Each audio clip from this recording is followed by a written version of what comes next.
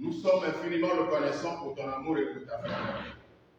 Nous sommes reconnaissants pour tout ce que tu as fait depuis le mercredi à ce jour. Ce midi encore, tu veux nous parler. Seigneur, nous nous disposons à t'écouter. Nous nous disposons à recevoir la semence divine. Accorde-nous la grâce de pouvoir non seulement la recevoir, mais de permettre aussi à cette parole de produire des fruits dans notre vie. À toi la gloire au plus haut des cieux. Au nom de Jésus, nous avons prié. Amen.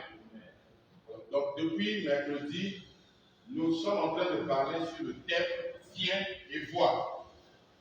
Le premier jour, nous avons parlé de « Viens ». Nous avons dit que venir, c'est un appel. C'est une vocation. Et autant que nous sommes, Dieu nous a appelés. Dieu nous a appelés. Et donc, nous avons parlé de 4-5 choses par rapport à l'appel. Venir comme appel ou vocation. Venir comme s'approcher de Dieu. Et nous avons parlé de venir comme une mise en garde pour le retour de Jésus. Il y a deux choses que nous avons ajoutées. Hier, nous avons parlé de la virgule. Entre viens et vois, il y a une virgule. Et donc, nous avons dit que la virgule, un arrêt ou une pause, c'est le temps entre l'appel et la consécration. La virgule, c'est le temps que Dieu prend pour parfaire ce qu'il a mis en nous ou ce qu'il a commencé avec nous. Et dans cette virgule, la première chose que nous constatons, c'est le silence de Dieu. Dans la virgule, parfois Dieu est silencieux. À un moment donné, Jésus, le Fils de Dieu, a dit, mon Dieu, pourquoi m'as-tu abandonné? Jérémie a crié à Dieu pour dire, mais pourquoi ma blessure, pourquoi ma souffrance est-elle continuelle? C'est comme si tu n'es pas Dieu, c'est comme si tu es pour moi une source trompeuse. Le silence de Dieu, Dieu peut être parfois silencieux quand nous traversons certaines situations. Et nous avons dit hier que le silence de Dieu n'est pas synonyme d'absence de Dieu. Dieu peut être présent et ne pas parler. Dieu parle au bon moment et Dieu parle quand c'est utile. Nous avons vu aussi l'épreuve. Pendant la virgule, c'est aussi le temps que Dieu nous éprouve. Dieu nous éprouve parce qu'il veut que nous soyons parfaits. Et dans l'épreuve, Dieu nous soumet à l'épreuve de la patience. Et la troisième chose, c'est que Dieu, dans la pause, Dieu permet que nous puissions sortir ce qui est au-dedans de nous. Il y a des choses qu'en temps normal, on ne peut pas dire à Dieu. Mais dans la souffrance, dans les difficultés, dans le silence de Dieu, on est parfois poussé à dire des choses qui est au fond de nous, qui est au-dedans de nous, qu'on ne dit pas à Dieu en temps normal.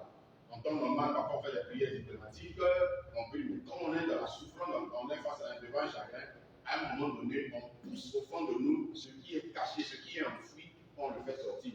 Comme Jérémie l'a fait dans Jérémie chapitre 15, verset 18 à verset 19. Alors, aujourd'hui, nous allons voir le troisième aspect et foi. Donc, le jeté vient, 2, foi, la virgule, et 3, foi. Et nous sommes donc dans Jean, chapitre 1. Jean, chapitre 1, verset 46. Nathanaël lui dit, peut-il venir de Nazareth quelque chose de bon? Philippe lui répondit, viens et vois. Jésus, voyant venir la Nathanaël, dit de lui, voici vraiment un Israélite dans lequel il n'y a point de fraude. D'où me connais-tu? Lui dit Nathanaël. Jésus lui répondit, avant que Philippe t'appelât, quand tu étais sous le figuier, je t'ai vu. Nathanaël répondit et lui dit, Rabbi, tu es le Fils de Dieu, tu es le roi d'Israël. Amen. Alors c'est ce verset 49 qui va nous servir de base. 48 plutôt. Alors, on a appelé Nathanaël à venir voir Jésus. Philippe lui a dit, viens et vois. Nathanaël est venu. Il a vu Jésus. Philippe, en l'appelant, lui a dit, nous avons trouvé celui de qui Moïse a parlé, celui de qui les prophètes ont parlé. Mais quand Nathanaël va venir, il ne dira pas à Jésus que tu es celui que tu es le Messie. Il ne lui dira pas, tu es celui dont les prophètes ont parlé. La rencontre de Nathanaël avec Jésus va amener Nathanaël à dire de Jésus, il dit, tu es le Fils de Dieu. Et il continue en disant, tu es le roi d'Israël. Donc la vision de Nathanaël sur Jésus sera différente de celle qu'il avait avant de venir vers Jésus. Avant de venir vers Jésus, il avait entendu les prophètes qui avaient écrit. Il a lu les écrits des prophètes, il a lu Moïse. Mais quand il s'est approché, quand il a reçu l'appel, donc la vocation, et quand il y a eu ce temps de pause, il a observé Jésus, il a vu Jésus parler, il a vu Jésus faire, sa vision de Jésus va changer. Il va appeler Jésus, tu es le roi d'Israël. Ce groupe de mots est très important dans la compréhension de la vision. Bien-aimé dans le Seigneur, quand Dieu donne une vision à un homme, la vision poursuit deux buts. Premier but, la vision de Dieu concerne Dieu. C'est pourquoi Nathanaël l'appelle « Tu es le roi ». Il veut parler de celui qui règne. Celui qui a un royaume, il règne. Donc il est là l'autorité suprême. Il est celui qui a une volonté que les sujets doivent appliquer. La vision que Dieu donne, premièrement, c'est d'abord pour le servir. Et deuxièmement, la vision que Dieu donne est une vision pour servir le peuple, pour servir les hommes. Il n'y a pas de vision pour nous-mêmes. Il n'y a pas de vision pour bâtir un homme et un empire. Quand Dieu donne une vision, c'est d'abord pour lui et ensuite pour servir les hommes. Toute vision qui ne cadre pas avec ces deux choses est passée à côté de lui de Dieu. Il appelle le roi, il voit déjà le royaume, mais il appelle aussi le roi d'Israël. Il voit le peuple. Derrière Jésus, il y a un peuple qui devait être sauvé. Derrière Jésus, il y a un peuple qui doit venir de toutes les nations pour qu'à la fin on se rencontre et qu'on loue Dieu au ciel comme la Bible dit dans l'Apocalypse. Bien aimé, la vision, en venant vers Jésus, Nathanaël a vu Dieu et Nathanaël a vu un peuple. Et vous allez voir, nous allons voir qu'à travers les Écritures, chaque fois que Dieu a donné une vision à un homme, ça a toujours poursuivi les deux buts. Quand nous prenons les noms d'Abraham, quand Dieu l'appelle, va-t'en de ton pays vers un pays que je te montrerai, il parle là de la vision, il est donc sorti, il y a eu la vocation, il y a eu la virgule, les difficultés que la vie d'Abraham que sa vie a rencontrées, jusqu'à ce qui va venir à la vision. Dieu dit, un pays que je te montrerai. La vision que Dieu va donner à Abraham, il va le faire comprendre simplement que quand il a appelé pour sortir de son pays, c'était pour qu'il soit le père d'une multitude nombreuse. Dieu avait besoin d'un peuple qui sortira d'Abraham. Donc la vision de Dieu à Abraham concernait d'abord lui, Dieu, que Abraham soit ami de Dieu, que Abraham soit intime de Dieu. Et deuxième chose, à travers cette vision, Dieu voulait avoir un peuple.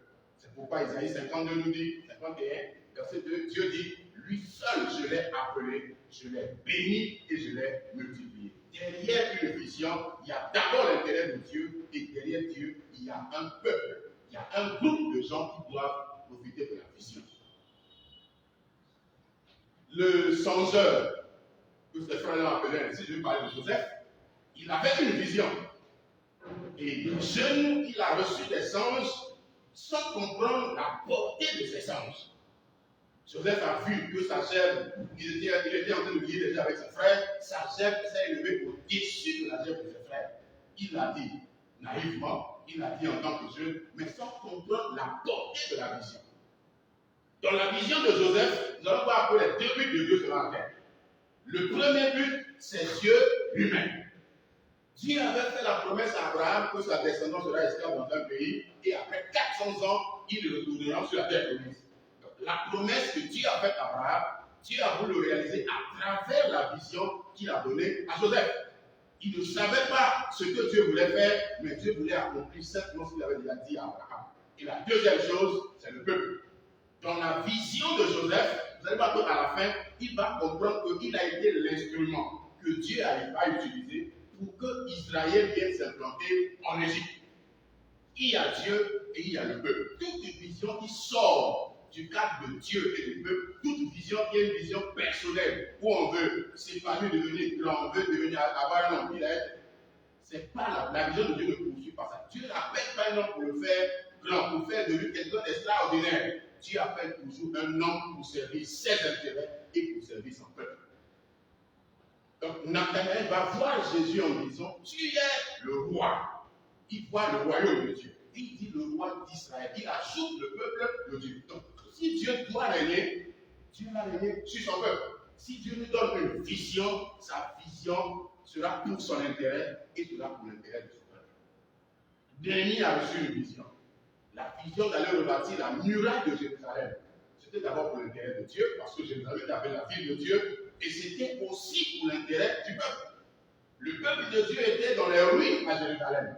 La vision que Néhémie va avoir ne sera pas une vision personnelle. La vision de Néhémie va avoir l'intérêt de Dieu, il va avoir l'intérêt du peuple. Il l'a accompli, Dieu l'a béni. Mais ça, c'est un bonus. Mais à la base, la vision de Néhémie n'était pas je vais devenir le grand, je vais devenir le gouverneur. Il était venu pour servir. Le but de la vision, c'est pour nous amener à servir. Quand tu donnes la vision à un homme, c'est pour que celui-là, ce dernier puisse le servir. Ton ennemi va prier dans l'ennemi, il va dire à Dieu, écoute la prière de tes serviteurs qui veulent craindre ton nom et dis, donne aujourd'hui du succès à ton serviteur. En tant que visionnaire, celui qui a reçu la vision de Dieu, Néhémie se voyait dans la peau d'un serviteur.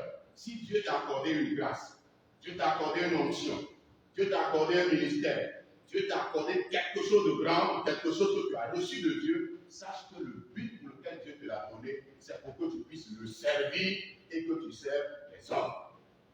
Jésus, le Fils de Dieu, est venu sur la terre avec une vision bien précise. Il servait Dieu et il servait les hommes. Il a répondu aux besoins de Dieu et il a aussi répondu aux besoins des hommes. La vision doit avoir premier but Dieu et deuxième le peuple. Une vision qui ne fait pas du bien au peuple. Une vision qui ne soulage pas les gens. Une vision qui n'apporte pas les solutions aux problèmes des gens n'est pas une vision qui vient de Dieu. Tous ceux à qui Dieu a donné une vision avaient toujours comme objectif la multitude, le peuple, le bien du peuple. Jésus est venu mourir à cause de la multitude, à cause du peuple. Parce que Dieu voulait avoir un peuple né de nouveau. Dieu a envoyé Jésus. Il était la vision de Dieu pour que Dieu puisse avoir un peuple. Quand Dieu appelle même un homme, derrière un homme, Dieu voit un peuple. En appelant Adam, Dieu voulait avoir un peuple. En appelant Noé, Dieu voulait avoir un peuple. En appelant Abraham, Dieu voulait avoir un peuple. En appelant Jésus, Dieu voulait avoir aussi un peuple. La vision de Dieu le concerne et concerne un peuple. Si nous avons la vision de Dieu, nous devons viser l'homme, Dieu, et nous devons viser l'homme. Si nous avons la vision de Dieu, nous devons servir Dieu et servir les hommes. Alléluia. Donc, concernant la vision, nous allons parler de trois choses. La première chose, ça fait une introduction. À beaucoup de gens avec qui Dieu a marché, Dieu leur a toujours posé la question, que vois-tu? Dans Zacharie chapitre 4,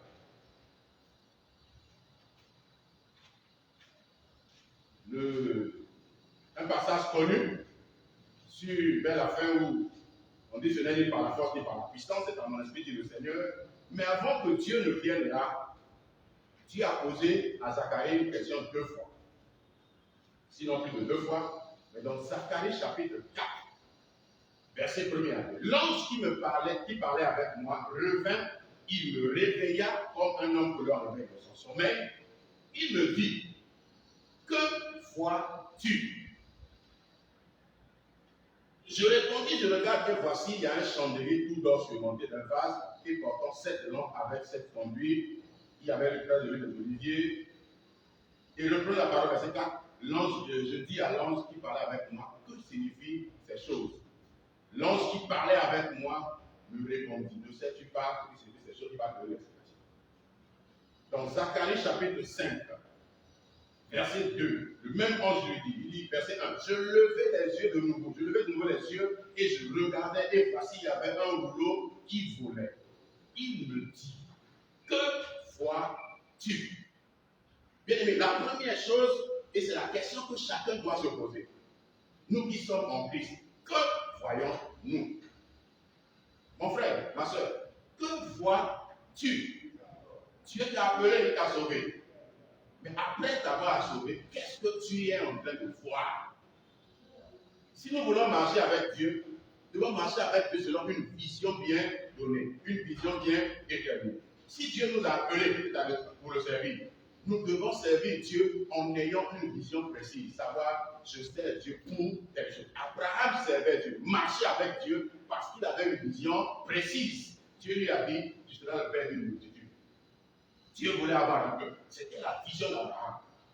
Quand Dieu l'a montré dans Genèse 15, il a vécu le reste de sa vie avec la présence de cette vision. Il savait qu'il était sur la terre pour accomplir un but divin. Et le but divin est que par lui, tu allais avoir une multitude. Tu allais avoir un peuple. Mon frère, qu'est-ce que toi, tu vois par rapport à ta vocation, par rapport à la grâce que Dieu t'a faite? Quand tu ouvres les yeux, quand tu lèves les yeux, qu'est-ce que tu vois? Es-tu en train de voir comme Joseph que tu es devenu grand plus que tous les autres? Es-tu en train de voir comme Néhémie qui avait une possibilité d'aller à Jérusalem pour servir Dieu en rebâtissant la muraille? Es-tu en train de voir comme Zorobabel qui a été le chef du premier groupe des exilés, des captifs, qui sont retournés à Jérusalem? Dans la pensée de Jérusalem, de la pensée de Zorobabel, Jérusalem étant détruit, donc le lieu d'adoration était sa priorité. Quand Zorobabel est venu, la première chose qu'il est allé rebâtir, c'est le temple. Il est venu restaurer l'adoration. Mon frère, que vois-tu? Il y a beaucoup de chrétiens qui ne voient que ce qu'ils peuvent devenir. Ils ne voient que ce que Dieu peut faire pour eux. Ils ne voient que ce que Dieu peut faire pour leur famille, pour leur maison. Mais ils ne voient pas ce que Dieu veut en réalité faire pour sauver la multitude, pour faire du bien à son peuple. Beaucoup de fois, nous voyons, nos visions sont des visions égoïstes. C'est basé sur nous, notre intérêt, notre moi. Je dois devenir. Il faut que les gens sachent que je suis. Bien aimé, Dieu a une vision qui est différente de la nôtre. La vision de Dieu poursuit les intérêts de Dieu. Quand Dieu a appelé Jérémie 1, Dieu lui a posé la question, que vois-tu? Et Jérémie dit, je vois une parole, il dit, tu as bien vu, car je veille sur ma parole pour l'exécuter. Dieu est en train de dire à Jérémie simplement, la vision que tu as, c'est la vision qui vient de moi. Tu es en train de voir les choses comme moi je les vois. Comment voyons-nous les choses? Est-ce comme Dieu les voit ou voyons-nous les choses à notre manière? Que vois-tu? C'est la question que chacun doit se poser. Derrière ton appel, derrière ta grâce, derrière les dons, les talents que Dieu t'a donnés, qu'est-ce que tu vois? Certains voient derrière leurs dons et les talents une opportunité pour s'enrichir. D'autres, derrière les talents et les dons, ils voient une occasion pour eux de dominer sur les autres. La Bible dit que les anciens ne doivent pas dominer sur eux, ils doivent être l'exemple du troupeau. Bien-aimé, Dieu ne nous appelle pas pour venir dominer sur les autres. Dieu nous appelle pour servir. C'est pourquoi nous devons voir les choses comme Dieu les voit. Si nous voyons les choses différemment, nous passerons à côté du but de Dieu. C'est pourquoi il est important pour chacun de nous de répondre à cette question. Qu'est-ce que je vois? Avec Dieu, quelle est ma vision? Qu'est-ce que je vois? Avec Dieu, est-ce que ma vision met Dieu au centre? Et cette vision est pour le bien des hommes, le bien du peuple. Que vois-tu? C'est la question que Dieu a posée à beaucoup de gens qui ont marché avec lui. Ézéchiel, Dieu va le conduire dans une vision. Il va voir une vallée où il y avait des ossements desséchés. Et Dieu lui a posé la question. Dieu l'a amené là parce que Dieu avait une leçon à lui apprendre. Et là encore, le but de Dieu était le peuple. Il a vu une vallée remplie d'ossements desséchés. Et Dieu lui pose la question, ces ossements peuvent-ils revivre? Il dit à Dieu, tu sais. Dieu dit, prophétise. À la fin de la vision, quand il a prophétisé, la Bible dit que c'était une multitude très nombreuse. Dieu avait une armée qui était en train de dormir. Dieu avait une armée morte. Et Dieu avait besoin de quelqu'un qui puisse voir cette grande armée qui était dans les ossements desséchés. Dieu avait besoin de quelqu'un pour les voir comme lui le voit et que la personne parle, que la personne prophétise. Alors c'est pourquoi Dieu a conduit cette vision. Quand il a eu la vision, Dieu lui dit prophétise. Il a prophétisé ce qu'il appelle l'esprit et c'était une multitude très nombreuse. La vision de Dieu poursuit les intérêts de Dieu et la vision de Dieu veut toucher le peuple. Il veut toucher le grand nombre. Il veut toucher la multitude. Une vision qui ne touche pas le peuple, qui ne touche pas la multitude, est une vision limitée. La vision, ce que Dieu veut, est que notre vision puisse toucher la multitude, que les gens dans le besoin, les gens malades, les gens en souffrance, que la vision puisse les toucher et puisse leur faire du bien. Que vois-tu? C'est la question que chacun de nous doit se poser. Deuxième chose par rapport à la vision, nous sommes dans le livre de Néhémie, Néhémie chapitre 2.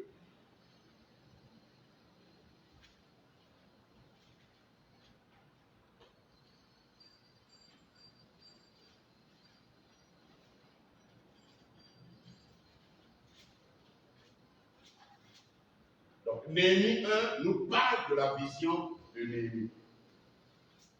Cette vision était noble. Cette vision était d'aller rebâtir la muraille de Jérusalem. C'est Néhémie 1. Il va prendre la résolution jusqu'à ce qu'il va prier. Dans Néhémie chapitre 2, nous allons voir l'exaucement de la prière de Néhémie. Donc la deuxième chose, c'est que comme nous avons la vision, pour l'accomplissement de la vision, nous avons besoin de prier. Et ce n'est pas la prière de 10 minutes ou la prière d'une journée, c'est une prière continuelle jusqu'à l'accomplissement de la vision.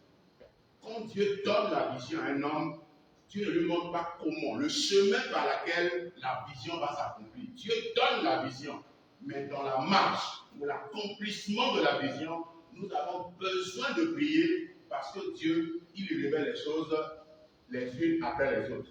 Il peut commencer par une chose d'abord.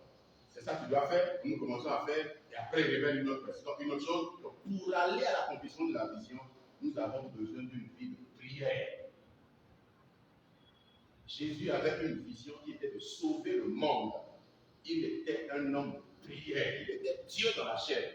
Mais Jésus passait beaucoup de temps dans la prière parce que son ministère ou sa vision en dépendait. Jésus était conscient que pour accomplir cette tâche de sauver l'humanité, il fallait qu'il soit un homme de prière, un homme qui a une communion, une intimité avec Dieu. Bien-aimé, si tu vois quelque chose, si Dieu te révèle quelque chose, tu as besoin de prier pour savoir la voie que tu vas emprunter pour accomplir ce que tu as vu. Beaucoup de gens ont vu et n'ont pas accompli ce qu'ils ont vu parce qu'ils ont cru que le fait de voir suffisait. Voir, c'est bon, mais après voir, il y a un temps de prière. Quand nous ouvrons les yeux de nos voix, nous devons fléchir les genoux pour prier, pour que ce que nous avons vu puisse se manifester sur la terre, dans le monde parmi les hommes. Et là, nous avons besoin d'une vie de prière. Néhémie a prié au chapitre 1er, le verset 12, le verset 11.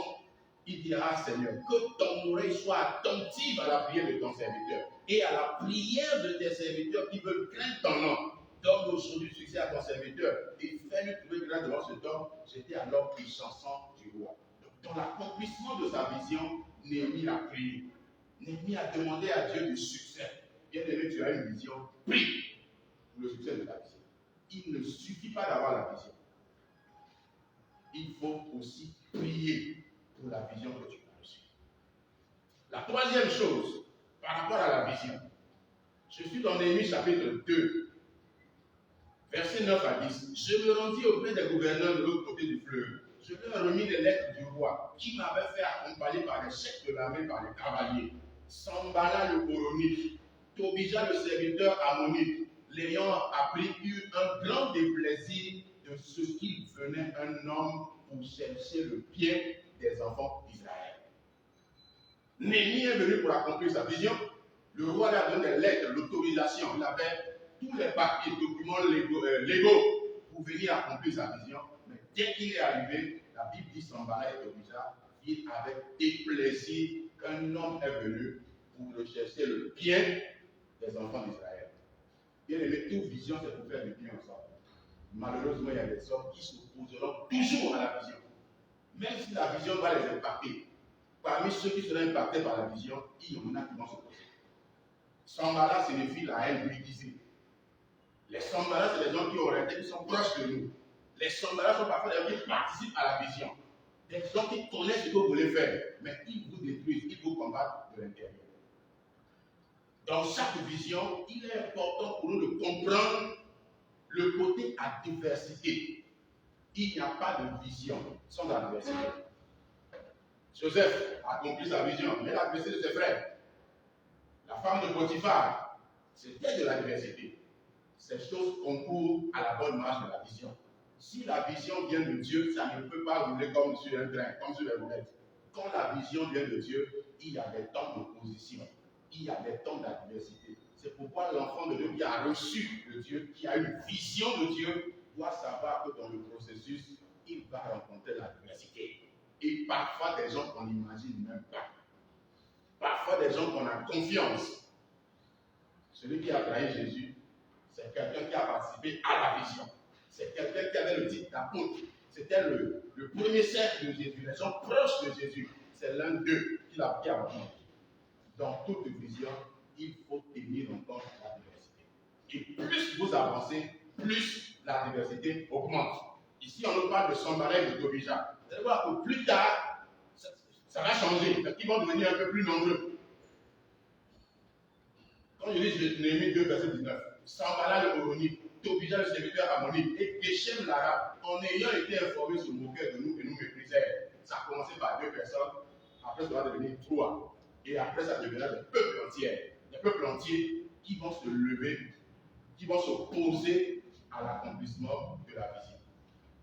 Que l'adversité ne te pousse pas à t'arrêter dans l'accomplissement de la vision.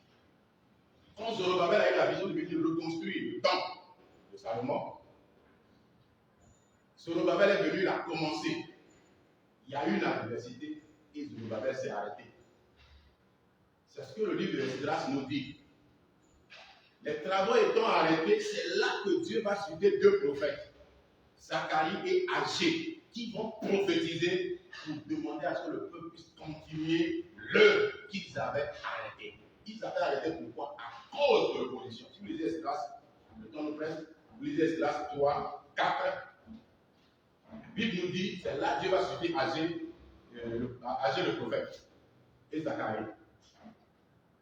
Esdras 4, les ennemis de Juda et de Benjamin apprirent que les fils de la captivité bâtissaient un temple à l'Éternel, le Dieu d'Israël. Ils vinrent auprès de Zorobabel et les chefs de famille leur dirent, nous bâtirons avec vous, car comme vous, nous invoquons votre Dieu et nous lui offrons des sacrifices depuis le temps des Adam, du roi d'Assyrie. En réalité, ces gens sont venus, voilà la verset dont on parle.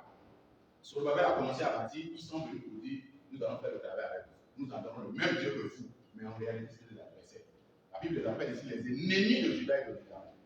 Ils sont venus pour dire, on va participer à la construction. Nous adorons le même Dieu. Le temps de nous adorer votre Dieu. Donc, quand vous allez commencer, nous allons faire avec vous. Ils vont amener à ce que les travaux soient interrompus. C'est là que Dieu va, le verset 4, alors les gens du pays décourageaient le peuple de Juda et ils l'intimidaient pour l'empêcher de bâtir. Ils sont venus avec une bonne vision, mais les gens sont venus s'associer à la vision pour détruire la vision, la diversité. Gloire soit rendue à Dieu que en ce temps-là, Dieu va appeler. Le chapitre 5, Agé le prophète et Zacharie, fils de le prophète, prophétisaient aux Juifs qui étaient en Juda et à Jérusalem au nom du Dieu d'Israël. Les travaux vont reprendre parce que Dieu va susciter 2 prophètes. Sinon, la diversité avec le prophète de l'ordinaire. Chaque vision a son lot de diversité. Pour accomplir la vision, il faut être persévérant. Pour accomplir la vision, il faut être un téméraire. Même quand les gens pensent que tu ne peux pas, les gens pensent que c'est impossible, tu as reçu la vision, tu sais exactement là où tu vas, il faut être parfois téméraire et avancer. Je vais finir avec une chose par rapport à la vision parce que le temps est déjà parti. Toujours dans Néhémie. Donc, la vision, il faut prier. Il faut savoir que face à la vision, on va faire face, la vision va nous amener à faire face à l'adversité. Néhémie chapitre 6, le verset 15. Au milieu de l'adversité, la Bible dit, la muraille fut achevée le 25e jour du mois de Lul en 52 jours. Lorsque tous nos ennemis la prirent, toutes les nations qui étaient autour de nous furent dans la crainte. Elles éprouvèrent une grande humiliation et reconnurent que l'œuvre s'était accomplie par la volonté de notre Dieu. Amen. Si la vision vient de Dieu et que malgré l'adversité, malgré l'opposition, vous tenez ferme et vous continuez dans la vision, vous allez voir que Dieu va faire les choses plus rapidement qu'on le pense. La muraille à rebâtir, c'est toute une ville qu'il fallait rebâtir. Ce n'est pas, un mur comme nous avons ici, c'est un mur en béton. La muraille dont on parle, 2 chevaux pouvaient courir sur le mur, sur la muraille. La Bible dit que la muraille a été achevée en 52 jours. C'est un temps record. Au point où les ennemis ont trouvé une bonne illumination, mais les ennemis ont reconnu que ça là, ça ne peut être Dieu qui peut faire ça. Bien aimé, si nous voulons voir Dieu accomplir de grandes visions avec nous, il faut savoir que malgré l'adversité, malgré le silence, malgré les épreuves, nous devons avancer. Dieu se sert des épreuves, Dieu se sert de l'adversité comme un moyen pour raccourcir le temps. Les épreuves sont le raccourci de Dieu. Quand Dieu permet une épreuve de difficulté, c'est parce que Dieu veut raccourcir le temps pour nous amener dans l'accomplissement. Quand Dieu a voulu bénir Josaphat, pour raccourcir le temps, Dieu a permis l'épreuve. Une multitude nombreuse s'est levée et a commencé à leur faire la guerre. 3 jours, ils ont prié. Le 4e jour, sur le champ de bataille. Et 3 jours encore après, c'était la vallée de Pénaka. Dieu a pris une semaine pour les bénir grandement. Mais dans ces 1 semaine, Dieu a permis qu'il y ait 3 jours de difficulté, 3 jours d'épreuves. Les épreuves et les difficultés sont le moyen de Dieu pour raccourcir les choses. Quand nous, on va des difficultés, Dieu gagne du temps à travers les épreuves. As-tu la vision de Dieu? Que vois-tu? Derrière ce que tu vois, il y a quelque chose de grand et de meilleur que Dieu veut atteindre. Derrière ce que tu vois, il y a une multitude, il y a des peuples que Dieu veut sauver. Derrière ce que tu vois, Dieu veut impacter les vies. Dieu veut transformer les vies. Dieu veut apporter la lumière là où il y a des ténèbres. Dieu veut apporter un sens à la vie des gens là où les gens ont perdu tout le goût de la vie. Derrière ce que tu vois, sache qu'il y a eu quelque chose de Dieu que Dieu veut accomplir. Ce n'est pas pour toi seul. Dieu a derrière cette vision un peuple. Dieu a une multitude qui veut atteindre à travers ce que Dieu t'a donné. À travers ce que Dieu t'a donné. C'est comme ça qu'on va concevoir la vision qui vient de Dieu. On a vu Jésus dire, tu es le roi. Il a vu le royaume de Dieu. Il a ajouté le roi d'Israël. Il a vu le peuple. Il y a la dimension Dieu, mais il y a aussi la dimension peuple. La vision doit concerner Dieu, mais la vision doit aussi concerner un peuple. Qui jouit de ta vision? Les dons que tu as reçus, les grâces que Dieu t'a faites, qui sont ceux qui jouissent de cela? Est-ce que toi-même ou bien un peuple qui jouit de cela?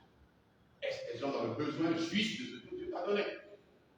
La vision de Dieu doit atteindre les perdus, doit atteindre la masse, doit atteindre la multitude. La vision de Dieu, pour finir, le but ultime de la vision de Dieu, c'est que Dieu soit glorifié. Tout ce que Dieu fait, il le fait pour un but. Et le but, c'est que la gloire lui soit glorifiée. Et toute la terre sera remplie de la connaissance de la gloire de l'Éternel. Tout ce que Dieu fait, Dieu le fait pour sa gloire. Tu reçois une vision, est-ce que ta vision est en train de donner gloire à Dieu? Beaucoup de visions, je te donne gloire à Dieu, mais donne gloire à l'homme. Beaucoup de visions, on fait l'éloge de l'homme seulement. L'homme là qui a fait, il est. Bien aimé, Dieu veut tirer gloire. Quand Dieu donne une vision, c'est pour que son nom soit glorifié.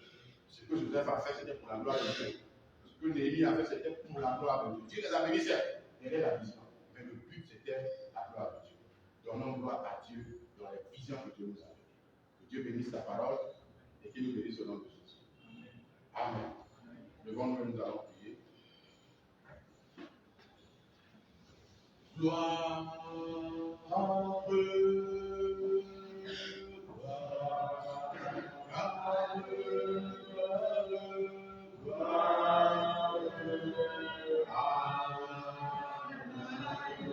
Disons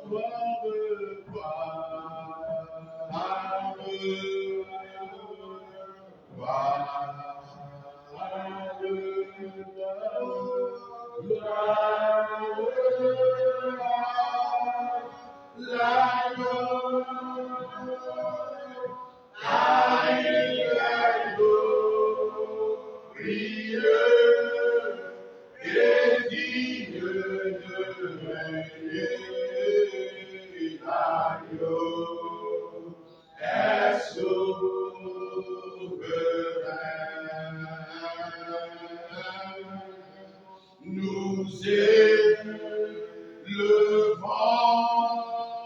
nos voix pour l'adorer.